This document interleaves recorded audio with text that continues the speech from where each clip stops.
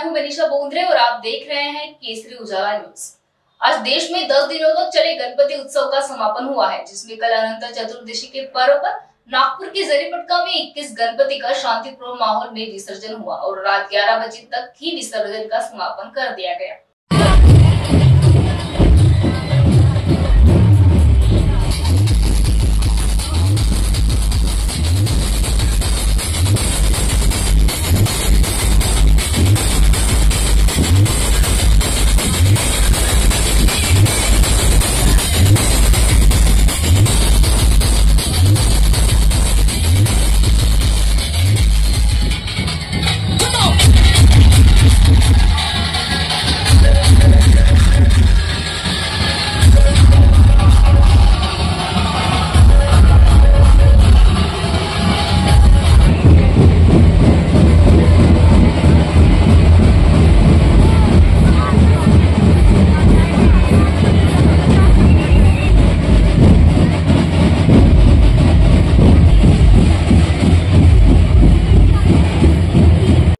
आज अनंत चतुर्थी निमित्त गणपती विसर्जन जरीपटकामध्ये साधारण 23 गणपतीचं विसर्जन होणार होतं जरीपटकामधल्या।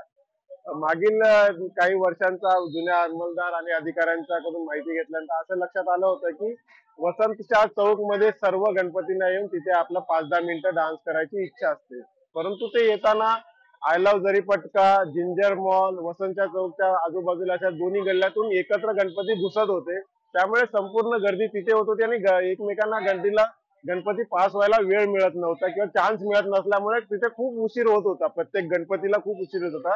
त्यामुळे यावर्षी माननीय डीसीपी सो यांच्या मार्गदर्शनाखाली आम्ही वन वे रूटचा संकल्पना केली। त्याप्रमाणे आय लव्ह जरीपटका करून जिंजर मॉल कडे एकाच दिशेने सर्व गणपती येतील।